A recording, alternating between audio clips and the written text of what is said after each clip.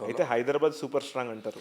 హైదరాబాద్ అనేది మనకు భారత రక్షణ రంగానికి గుండెకాయ.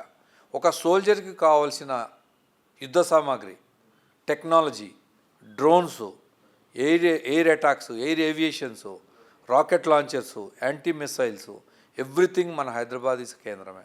Okay okay. సో మన ప్రజలు నిజంగా మన దగ్గర ఉన్న, నేను మీ ద్వారా శ్రోతలకు ఒక సందేశాన్ని ఇవ్వదలుచుకున్నా. మన దగ్గర ఇంత పెద్ద టెక్నాలజీ సిస్టమ్స్ ఉన్న డిఫెన్స్ ల్యాబొరేటరీస్ ఉన్నాయి, స్టార్టప్ కంపెనీస్ ఉన్నాయి, ఎంతోమంది స్టార్టప్ కంపెనీస్ స్టార్ట్ చేస్తున్నారు.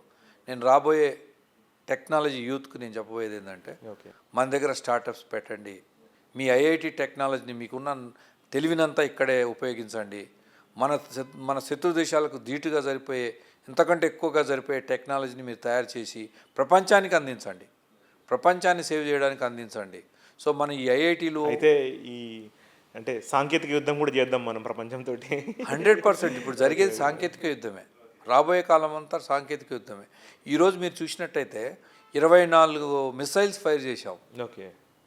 ఈరోజు డేర్గా భారత ప్రభుత్వమే ముందుకొచ్చి మేము ఇన్ని మిసైల్స్ ఫైర్ చేశాం పాకిస్తాన్ మీద, పాక్ ఆక్యుపైడ్ కాశ్మీర్ మీద. ఒక్క మిసైల్ని కూడా కౌంటర్ అటాక్ చేయలేకపోయింది పాకిస్తాన్. అంటే మనం ఎంత సక్సెస్ఫుల్గా మిసైల్స్ని వాళ్ళ రాడార్ల కన్సర్న్లో దొరకకుండా మనం టార్గెట్ని డెస్ట్రాయ్ చేయగలిగాం.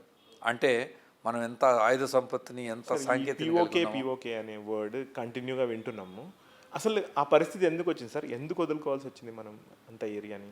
నాకున్న ఎక్స్పీరియన్స్ లాస్ట్ 32 సంవత్సరాలు భారత రక్షణ రంగంలో వివిధ హోదాల్లో పనిచేశాను కాబట్టి, వివిధ డిపార్ట్మెంట్స్లో పనిచేశాను.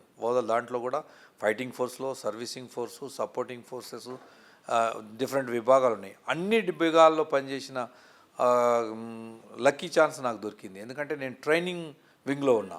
Every soldier different. ఒక సోల్జర్, టెక్నాలజీ సోల్జర్ని ఎలా తయారు చేయాలి, ఒక ఫైటింగ్ సోల్జర్ని ఎలా తయారు చేయాలి, ఒక సపోర్టింగ్ సోల్జర్ని ఎలా తయారు చేయాలి అనేది బేసిక్. అందరికీ మెయిన్ ఒక సోల్జరిజం ఒకటే కాబట్టి అందరినీ వాళ్ళ సైకాలజీ ఎలా ఉంటుంది, వాళ్ళ మైండ్ సెట్ ఎలా ఉంటుంది, వాళ్ళ ఫిజికల్ ఎబిలిటీస్ ఎలా ఉంటాయి కాబట్టి వివిధ రంగాల్లో పనిచేసిన ఎక్స్పీరియన్స్ ఉంది కాబట్టి చెప్తున్నా. మనం రాబోయే తరానికి మనం ఇచ్చే సందేశం, పిఓకే అనేది భవిష్యత్తులో ఉండబోదు. ఈ వర్డ్ అనేది పాకిస్తాన్ ఆక్యుపైడ్ కాశ్మీర్ అనేది ఉండదు. కాశ్మీర్ అంతా మన భారతదేశాందే. ఈ దేశం మనం త్వరలో అది వినబోతున్నాం.